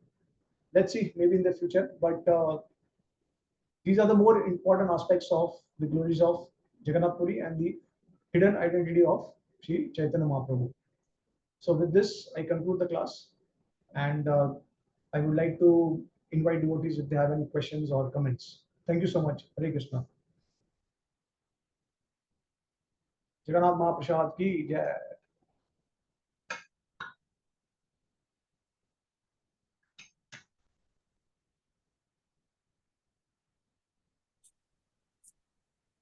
Thank you, Prabhuji. Hare Krishna for a very nice class. Yeah. Yeah. I went to Puri 2-3 years ago. Everything is very nice, except that it's, we are talking, as you know, as in India, the hygiene levels, the flies and all that, along with the prasad, that one kind of wonders, because we went with so much, we had heard so much about the prasad, but when we saw all those flies and all, and it was a little different. But yes, we want to have that feeling always. I just wanted to mention. Thank you, Mahaprasad.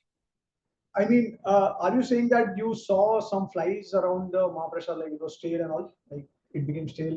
Are you saying like that? Not some, it was like too many. It was like we had to change our, it is such a as you know, that place where they sell the prasad is a big place, right? So we had to move from one to the other to avoid these bees and flies, and I don't know, a lot of stuff was going on, but we finally got it. Okay, yeah. I mean, yeah, you can get it through a panda also. You can just call one of the pandas and they will get the prasadam plate for you also. Wherever you are, they can get it for you. But of course, it is. I mean, the first time I tasted Jagannath Mahaprasad was in our Puri Yatra, because we have yatras every year in Kartik. Radhanath Maharaj conducts yatra. So that time, the first time when I had been to Jagannath Puri several times before, but somehow I never got a chance to have Mahaprasad. I mean, of course, we had khaja, which is very common, khaja and the raw rice that they offer to Jagannath, and then it is distributed as Mahaprasad. Very frequently distributed and stays for long number of days also. So that I had, and it definitely tasted like nectar. But I really wanted to actually personally experience the entire plate of Mahaprasad.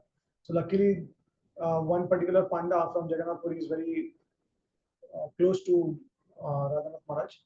And whenever there is yatra, so he sets up his table and everything, and then he will distribute Jagannath Mahaprasad for a particular donation. So that time, first time I had, and I said that wow, it tastes so good. Without the traditional items like cauliflower, potatoes, tomatoes, also it tastes very delicious. I was like uh, very fortunate to honor the remnants of Jagannath Mahaprasad.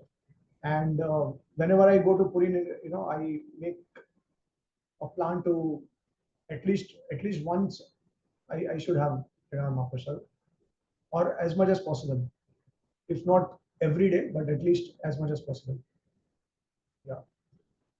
Yeah, I didn't know the significance. I mean, I knew, but now after your class, it's like one should go especially for the Mahaprasad. Yeah. I mean, it is a place for Mahaprasad. I mean, it is like you can experience Krishna. It is you can say, okay, what is the goal of our sadhana? It is to attain the Lord.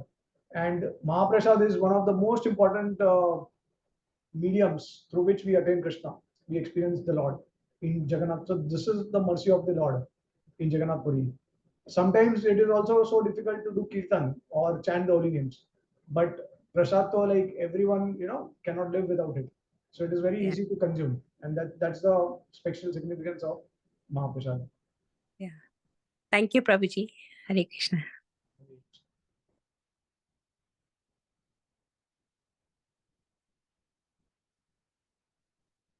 Okay. Any other question or comment? Hare Krishna, Prabhuji. Madanat pranam to you. Yeah, Shri Prabhupada ki jai, Maharaj ki jai. So, Prabhuji, like normally you said there were so many rules and regulations and how things are in, very strictly they offer everything. But at the same time, we also hear that when devotees, they want to keep deities at home, it's good to keep Lord Jagannath, Baladev, Subhadra, or Gauranitai deities. And there is not very many hard and fast rules, than keeping Radha and Krishna. So, and as much offering one can give. So the rules are different for offering to the deities at home, and what happens in Jagannath Puri is totally different. So can you explain a little bit why this thing is there that, I don't know if you're able to understand my question or not. Yeah. So see, of course, there is a lot of difference in attaining a lot of mercy in house and in the temple, because the temple environment is very pure, because there are high standards which are observed in the temple. Like you go in the temple, you have Mahaprasad of Radha Shyam Sundar, Radha Rasbihari, Radha Gopinath, whichever deities, whichever temple you are connected to in any part of the world. So when you go to temple, when you have the prasad there, because the standard which is in which it is cooked, it is offered, it is very high standard. The purity level is also very high. In the house, we are not following that many rules and regulations. In fact, I will tell you something very interesting. That in the house, although see, deity worship is what? Deity worship is basically Panchratrik Marg. But when you get the deities in the house, it becomes more like a spontaneous devotion. It is because the entire purpose of Panchratrik Marg is to observe more rules and regulations. But in the house, we keep the least rules and regulations, and we offer with devotion. Devotion becomes the main element in the home deities, because you cannot observe that kind of standard in your house that you do in the temple. You require a lot of paraphernalia. You require to follow so many manuals from the Hari Bhakti Vilas, from the works of the acharyas that described exactly how to worship the deities. There is a entire system of rules and regulations, and you cannot follow that in the house. It is almost like impossible. So that's why, of course, what you offer in the house, it is also prasad. But the potency of the prasad that you have in different temples in ISKCON, different dhams, and then finally in Jagannath Puri. Jagannath Puri has the greatest potency of as we have gone in detail about the glories of why prasad in Jagannath Puri is actually the topmost form of potent and mercy of the Lord. So there is going to be difference in gradation. There is going to be a huge difference in what we are consuming in our house and what we are doing in the temple. Prabhupada, that's why Srila Prabhupada also emphasized a lot that devotees who are staying very close to temple, they should not have deities in their house, because the deities in the temple, they will become their center of service, the object of worship. Otherwise, if they have deities in the house, that will interfere with their service, with the service of the deities in the temple, right? So the entire community is built in such a way that the temple deities become the most important object of worship, and whatever will conflict with their service, that has to be given up. The first priority has to be given to the worship of the service of the deities in the temple. The entire community revolves around that. Okay, so why? Because the deity in the temple is most, I mean, it's worshipped with the most purified standards. The environment is also different. You can easily experience that. Unless you are a Nityasiddha pure devotee, then your home worship can also become like a temple worship. That's a different thing. Because then there is only pure devotion. That is like, you are worshipping with your intense level of prema. So then the Lord is personally present in your house. But in the temple, as long as we are sadhakas, we need to go to the temple as much as possible. So I hope it makes sense.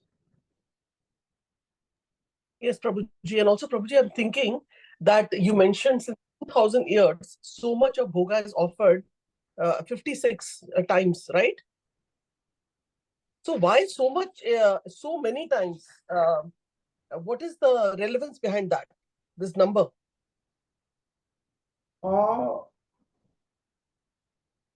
So what I believe is, so 7 times 8 is 56, basically. 56 bhog. Oh. Okay, and so basically, this is the concept of 56 bhog. This is what I've known. And so 8 times 7, which means that there are, I'm not like really sure about whether it is the number of preparations and the number of times in the day. In Jagannath's case, it is 6 times in a day. But the 56 items that Jagannath is accepting, that I've already shared. 9 types of rice preparations and 11 types of different types of preparations are there. of sabjis, rice, dal, and all. That makes it 56. But I think there are the eightfold pastimes of the Lord, right? In the spiritual world. So 8 times of the day, and I think Krishna is accepting food all these 8 times. This is probably the concept behind Chappan Bhog. So maybe 8 times into 7 preparations per uh, you can say slot in that eightfold daily pastimes. So in a day, the entire day is divided into 8 time slots. Um, okay, and so this is, I'm not sure if you know the timings, but like in the spiritual world, from the morning. So we let's start from the morning. So this is 3:36 to 6 a.m. in the morning, when Krishna has just finished his Rasila pastime, and then Radharani and Krishna and all these gopis, they are all together in the Nikunj, and they are just getting up. They are very tired and they are sleeping, and they are just getting up in the morning. So 3:36 to 6 o'clock in the morning. Then they also start separating from each other because they have to go to their respective house. And as you know that because Raslila is an intimate pastime, it is a secret pastime, so it is not known to anyone except then the gopis. So then they leave from there and then they start going to their respective homes, which is basically from their Raslila pastime they go to Nandgaon and to Barsana. Radharani goes to Barsana and Krishna goes to Nandgaon. After that, from 6 to 8:24, so now Krishna is lying in the bed and Mother Yashoda is thinking that Krishna he has got very good sleep, and that sleep he has slept from 10:48 in the night till 6 a.m. in the morning. This is what she feels. Although 10:48 to 3:36, 10:48 in the night to 3:36 in the morning, Krishna is having Raslila pastimes with the gopis. He has secretly left for that. So from the 6 to 8:24, Krishna goes to uh, uh, he goes to the cow shed, and then he will try to get milk from the cows. So during this process, when Radharani is in Barsana, she will start making preparations for Krishna. She will start taking baths, she will start dressing up, and then she will make some items for Krishna because Yashoda Maya invites Radharani to uh, come to Nandgaon to cook for Krishna because she's got special benediction from Durva's movie that whatever she will cook, it will be nectar for anyone who will taste it, and they will not be afflicted with any kind of disease. So Yashoda Maya, because she is the queen of Vrindavan, she will invite Radharani, and the gopis they all come and they will cook. Anyways, so these are the pastime, eightfold daily pastime. And then Krishna will eat, honor these prasad, and then uh, from 8:24 to 10:48, he will go with his coward boyfriends to different forests, and then he will enjoy pastimes. He will play with them, and then from 10:48 to 3:36, he goes to Radha Kund, and he will have some pastimes there. So, and from then 3:36 to 6 in the afternoon time, Krishna returns back to Vrindavan. And then from 6 to 8:24, Krishna will again take bath and will go to the cow shed, and then he'll have some honor some prasad. And for 8:24 to 10:48, he has got some all the Brajvasis they will assemble together, and then Krishna will see some theatrical performances, dramas, and all that. So this is what the entire schedule of Braj is, and this is manifested in eightfold pastimes. So all these eightfold pastimes, I think, maybe because of this, it is 8 times 7. So 7 preparations, and it is Chappan throughout the day like that. Yeah, but especially in terms of, I think, Jagannath Puri, Lord Jagannath has Chappan Bhog. I think throughout the day, I mean 6 times and throughout.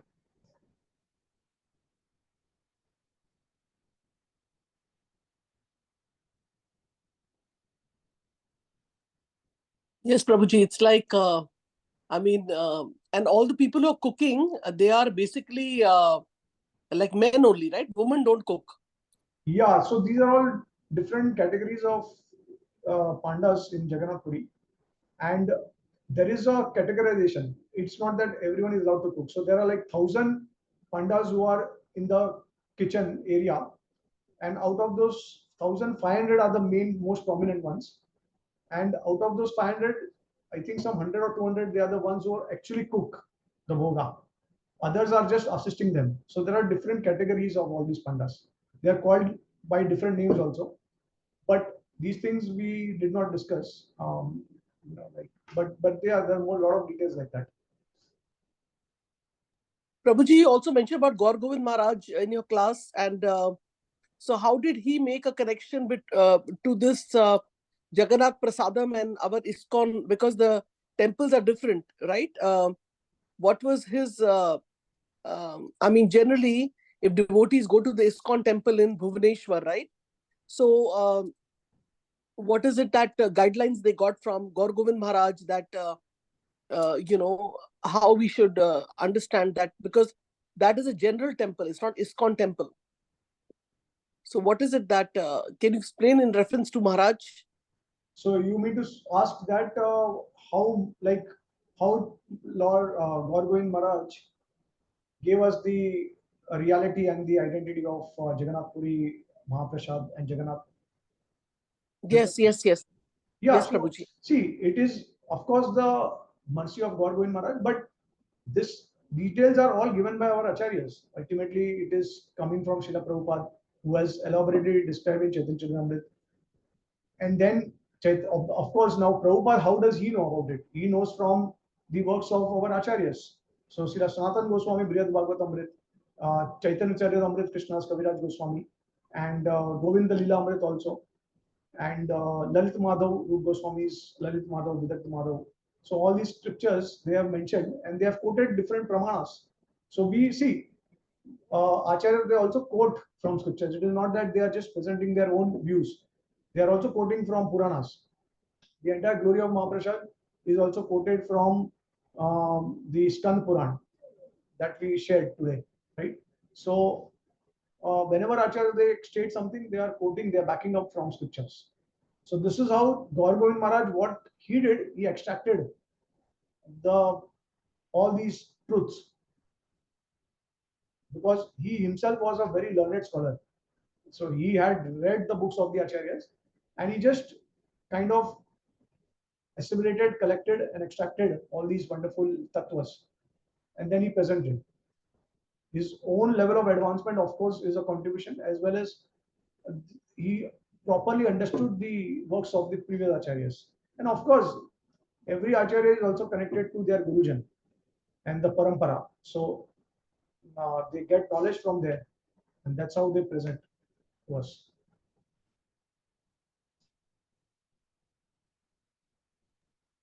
Thank you so much, Prabhuji, and thank you for getting references from everywhere and enlightening us. I'm sorry if my questions were a little challenging, but I'm just mesmerized. I'm just waiting to go to India to have prasadam, from Jagannath Puri. And just please pray for me that when I come there next time, I don't know when, then before or after winter it's going to be, Yeah. other than weather doesn't permit. But thank you so much. And Hare now, Krishna. Actually, this Prabhuji. anchoring itself, that itself is equal to consuming Jagannath Mahaprasad. There is also injunction in the scripture that those who only think of visiting Jagannath Puri, they also attain 400 Vaikuntha form in their spiritual forms. Okay, so this anchoring, this desire to um, go to Jagannath Puri and intense greed to have Mahaprasad, to honor that itself is also, that will give you great, um, it will bestow great benediction in your spiritual life. So it's very good. I mean, this desire, of course, and then when you physically go, that will award you much greater benediction. But this desire itself is also very important. thank you, Prabhuji. Thank you for the And encouragement. of course, everything is given to us by the acharyas, our Sad Goswamis and the other acharyas. Everything has been given by them. So Srila Prabhupada, he has given in his books, especially Chaitanya Charitamrita, he has revealed many tattvas It's just that we are not aware of it because we have a habit of reading, going through the book. We don't really focus and try to understand the tattvas. But if you read the books of his followers, then we'll get a lot of idea because they present everything in one place. So, like for example, today we discussed about glories of Mahaprasad. Another class we discussed the glories of the hidden identity of Lord Jagannath. So we can assemble everything in one place, and then we can really understand. We can extract all these things from the different books of the acharyas. So we'll get a very like a proper systematic idea of what exactly the tattva is. So this is the contribution of Srila Gaur Govind Maharaj and his followers. Thank you, Prabhuji. Hare Krishna, Prabhuji. Please accept my humble obeisances. All glory to Srila Prabhupada and Guru Maharaj. Yes, Hare Prabhuji. Krishna. Yeah, Prabhuji, it was very nice and interesting to hear all the pastime. I was not every time on the call because I am working also. So, but like just now, Rupini Padmavataji told about excited about the prasadam, Jagannath Mahaprasad. So I heard, I know that they have the special cooking process there in Jagannath Puri, like they keep the pots on one above another, and so just I was like curious if you would be able to, like, you can explain or elaborate a little bit exactly how the cooking happens there in the kitchen. I think for that we'll have to discuss in some other class because I mean in general there are all these clay pots are used and they are kept one above the other, and I have personally seen it also.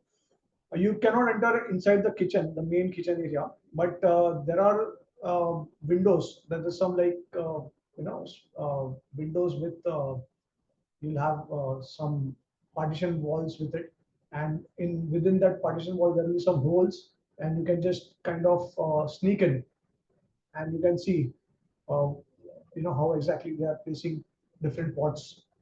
So there are different arrangements. Some are vertical arrangements, some are horizontal arrangements, and the clay pots are placed one over the other. You can see all these things. Yeah, but ultimately it's all transcendental arrangement of the Lord. As we already discussed that Lakshmi Devi herself will come and cook in the kitchen. Yeah. And at that another concept that when the bhoga is offered to Lord Jagannath, so how do the pandas know that it has been accepted by Jagannath or it has been rejected? So what they do is that they take some water in their palm and they try to see the reflection of Jagannath in that water. And if they do not see the reflection of Jagannath, that means the bhoga has been rejected by Lord Jagannath. And if they see his reflection, that means he has accepted that. So like this, there are many things. There are a lot of details. where they keep the water, you said, Prabhuji? Which water? There is some sacred water that they take in their palm inside Okay. Bhog Manda, and they will see the reflection of it. Nice, Prabhuji. Yeah, so and I there heard are many details, but it will require, I think, a separate class for that.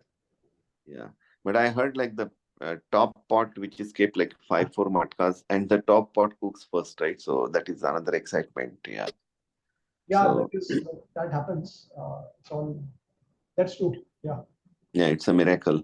And you added about the while offering, seeing Jagannath in the water, that even see how deep things are there, so we never thought about that. But maybe from today, while offering, I will try to see Jagannath. If we are able to see at least, something, imagine, we may not be able to see, but imagine that Jagannath is there and we are offering to Jagannath. Very nice, Prabhuji. Yeah. So see, this system is there in the Jagannath Puri Mandir only. It is not followed anywhere else. There are pastimes connected. I mean, there are Jagannath associates with many devotees also who have been living outside of the temple, and they are pure devotees of Jagannath, and they cooked prasad for Jagannath, bhoga for Jagannath, and Jagannath somehow came to the dream, and he told them that I would like to I want that you offer it daily to me. So then Jagannath has to come to the dream of the king or the Pandavas also, or the head priest also, and inform them that this devotee is going to offer me. So you kindly allow them. So that kind of reciprocation always happens in Puri temple, and in one instance there is a there's a lady devotee of Jagannath called Karmabai, and her khichdi is offered to Jagannath daily. So this particular lady, she is a devout follower of Lord Jagannath, and but she was residing in Pandharpur. So later on, with she had a desire to visit Jagannath Puri, and so she traveled with her guru to Puri for the first time. But then seeing the wonderful worship there and the glories of the Dham and the Prasad, so she decided to stay there. And she was very scholarly devotee, so she used to conduct classes, she used to give classes, and she also used to sing a lot of devotional songs. So that, and then she decided one time that she will offer khichdi to Jagannath. So she collected all these pure ingredients, the best quality of rice, beans, and everything for Jagannath, and she prepared it. So she offered it to Jagannath in her own humble house that she had created in a place in the Grand Road. And but her devotion was so intense that Jagannath personally accepted her offering, and and Jagannath came to the dream of the king, and he told him that I want this khichdi to be offered to me daily. But because of so the king did not take it very seriously initially, and the pandas they did not make that arrangement. So what happened is, for 7 continuous days, when the panda saw the reflection of Lord Jagannath in the water, I mean, he was trying to see the reflection. For 7 continuous days, there was no reflection of Jagannath. And the pandas could understand that Jagannath is continuously rejecting the bhoga that is offered to him. So then finally, uh, the king realized that actually I ignored Jagannath's instruction to me, and I overlooked the offering of this Karmabai. So then immediately he went and he greeted her with respects, and he asked her to cook for Lord Jagannath in the main Puri temple. So then she started cooking, and then finally her khichdi was offered, and then Jagannath he started appearing in the water in the reflection. So this is how all these pastimes happen in Jagannath Puri. So there have been certain items that have been offered to Jagannath. Now, of course, Karmabai is no longer there. So the tradition goes on, and the local pandas, they cook the khichdi on behalf of Karmabai, and they offer it to Jagannath daily. So this is one of the items or offerings that they offer daily to Jagannath. Along with that, there are some other devotees also had similar kind of experiences, and these offerings are offered to Jagannath on a daily basis. But of course, all these things are applicable in Jagannath Puri Dham, where Lord Jagannath is residing. It is not followed anywhere else. So the standards are definitely all different. And there is another pastime with an ISKCON temple that happened. Jagannath was not served properly. He was not offered mangoes. This was in Estonia temple, somewhere. Maybe this is in Europe. I don't remember that. But so the Jagannath was not happy with the offering. So then he appeared to a Mataji in a dream who was residing in India. And then Jagannath told her that, well, I am not being offered my mango, even though the mangoes are very ripe. So then uh, she did not know, whom to convey, whom to share this information. So then next time Jagannath again appeared to her in a dream and gave her the exact location and the details where this temple is located.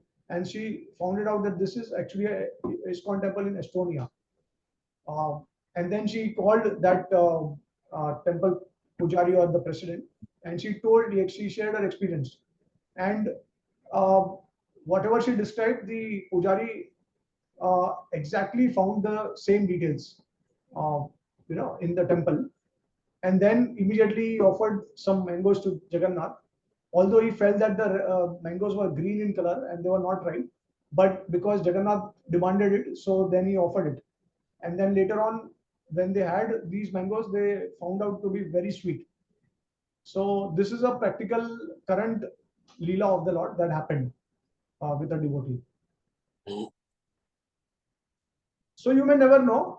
Jagannath can, it's not necessary that Jagannath Puri only will perform all these miracles. No, Jagannath is everywhere. But of course, uh, the importance of the Dham, importance of the original place is definitely uh, unique.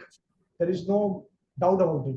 Like for example, see, Srila Prabhupada also said that we have wherever there is a stone, it's all Vaikuntha. Wherever there is Kirtan, it's all Vaikuntha. Wherever there is association of devotee, it's Vaikuntha. Wherever the deity is present, it's Vaikuntha. It is Goloka, right? But then we have our Raj Dham also. We have Dhams also. Although it is not different, but it is also different. So what is the difference? Vraj Dham is a place where the potency of the Dham will always be eternally there, irrespective of whether there are temples, whether there are devotees, whether the Lord is worshipped or not. The potency of the Dham is always going to be there.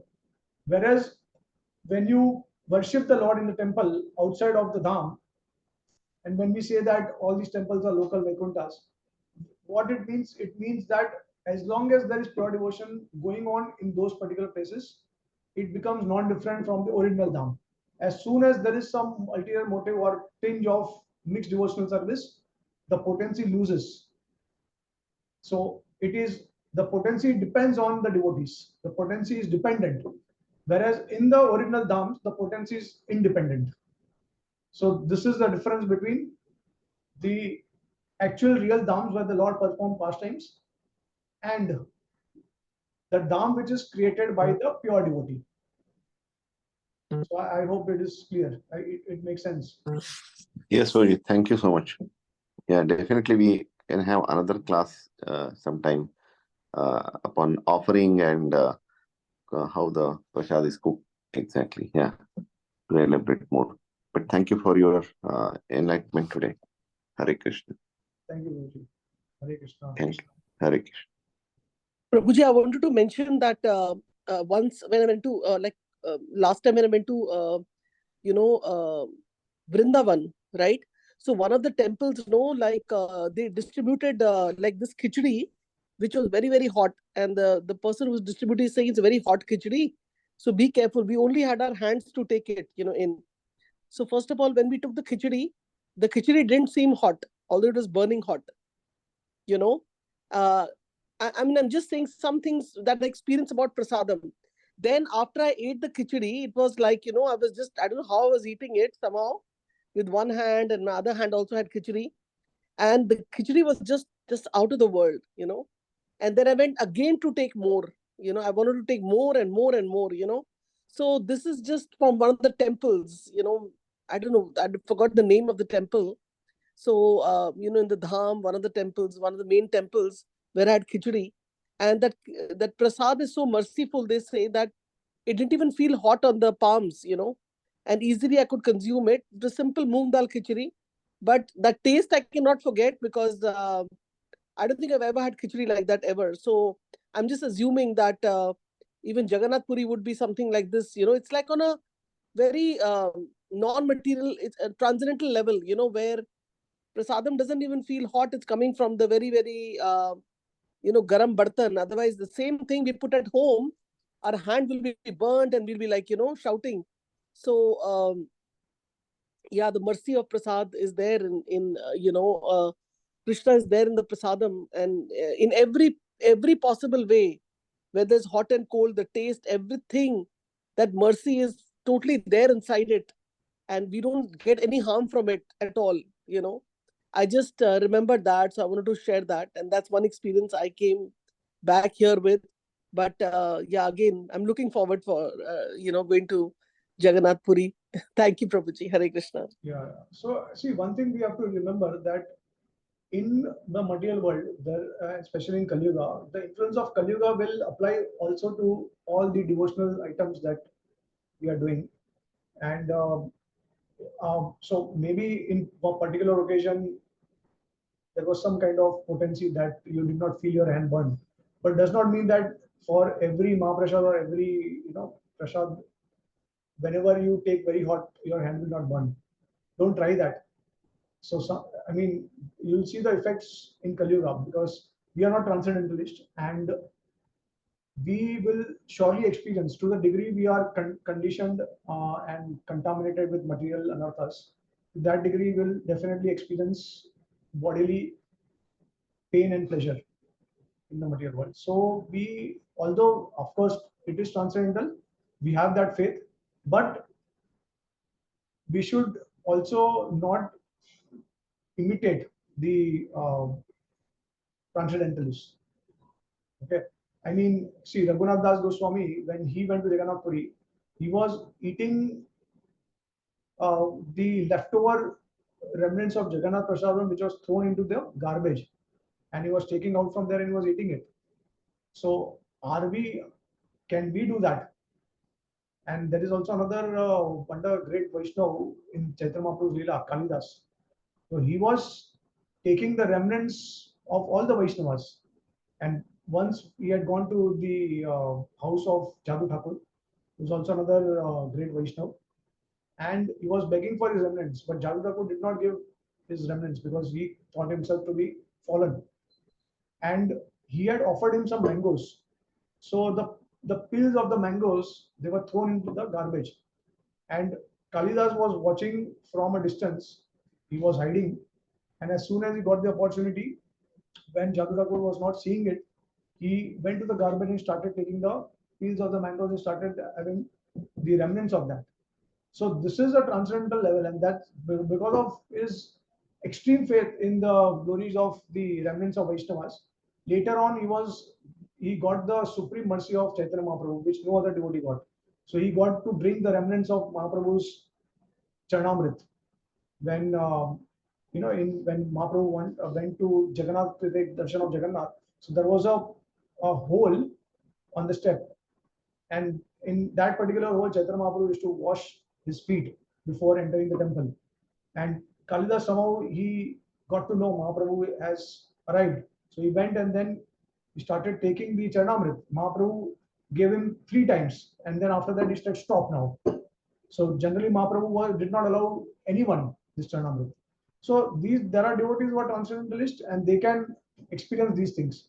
But like for example, when we go to Dham, we are seeing all these dirty things in the Dham, and that is our external vision. That is because the curtain of Yogmaya is put between the Dham and us, because we are not able to see the Dham, the actual glory of the Dham as it is. So similarly, although we have all these glories of Jagannath Mahaprasad, but we cannot imitate great personalities.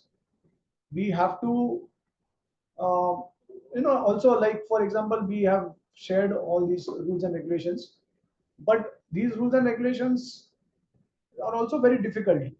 It's not that it's so easy to follow them as it is. Sometimes there is some kind of adjustment also, compromise also. So that is because we also take into consideration practicalities of Grihasthashram, practicalities of Seva, practicalities of the Kali Yuga, all these things are taken into consideration. Yeah, so we cannot imitate, but of course we can, at least at our level, we can try to appreciate and relish Mahaprasad. We may not get that kind of ecstatic feelings or devotion to the Lord, but at least we can have the faith that one day we'll develop these kind of sentiments.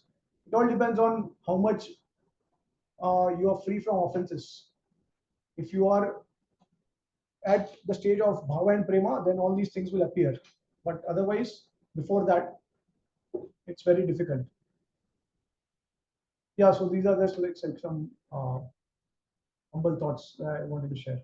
Thank you, Prabhuji. And Prabhuji, if it is possible for you to share maybe in the group or with me that glories or unknown pastimes, I don't know, some topic was said and I missed it because I'm sometimes not able to come on the call. About Jagannath, you did another class last time. The hidden identity of Lord Jagannath? Yes. If you can share that class with me so I can hear in my free time in the afternoon. I think I have always shared the classes with you, and Okay, then I'll scroll up and see. Okay, okay. WhatsApp, yeah. Yeah. Thank you, Prabhuji. Thank you so much for your association and class and answering all the questions and encouraging us more actually to visit the dham so we can also purify ourselves by taking this prasadam and increasing our bhakti. Because one last thing I want to say, like in every class Srila Prabhupada gave, initially when he came to New York, Boston, he was always giving prasadam, cookie, and because he understood most of the people were not able to digest the philosophy. And right now, recently we celebrated the appearance day of Srila Prabhupada ji, our Jagat Guru ji. So it is so nice that Prabhupada is so much aware. Like sometimes we forget, we go for book distribution and we don't take any. We can always take some matti or some cookie or something with us, offered and give it to people. But Prabhupada never missed the opportunity. Always there was something. Some prasadam was always there by his side, the bullets, the gulab jamuns and something or the other which he gave because he knew that the people will not be able to digest the philosophy, and somehow or the other he wanted that unke andar Krishna consciousness jai and they become like so to say, I'll say human beings, by coming into the platform of Krishna consciousness. So all glories to Srila Prabhupada, Guru Maharaj. Hare Krishna. Yeah. So today is the auspicious occasion of the Vyas Puja ceremony of His Holiness Gopal Krishna Maharaj. And Maharaj, apart from the many extraordinary services that he did, one of the services was also prasad distribution.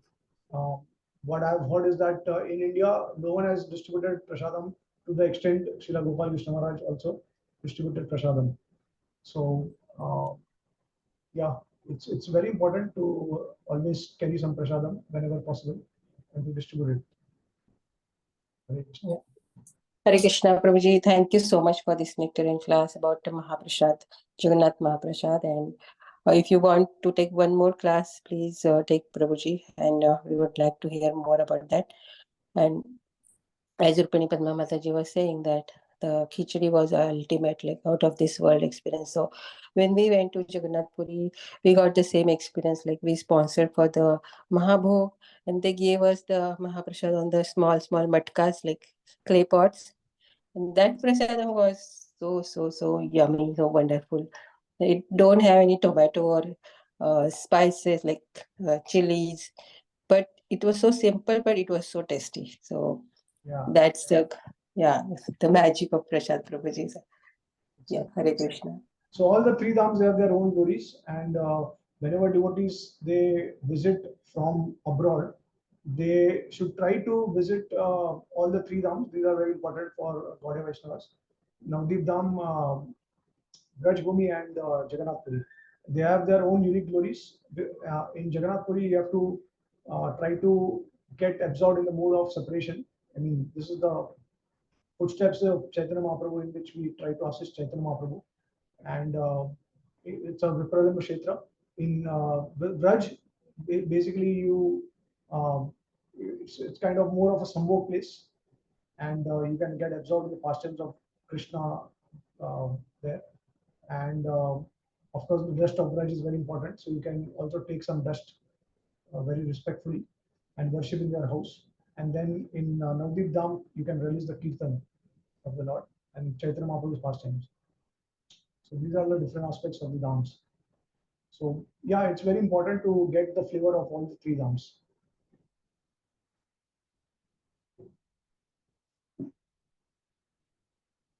All right. So let us conclude the class. Yes. And, Thank you so much. Devotees for giving me All the opportunity. Vaishnavas. Vancha kalpatarubhyaścha kripa sindhuvaiva cha patitanam pavanebhyo vaishnavebhyo namo namaः. अनंत कोटि वैष्णव वृंद की जय, नमाचार्य ठाकुर की जय, श्री प्रभुपाद की जय, जगन्नाथ महाप्रसाद हम की जय, इस रस प्रेम रस प्रभु की जय। Jai. हरे Krishna, Hare Krishna. Hare Krishna. प्रणाम।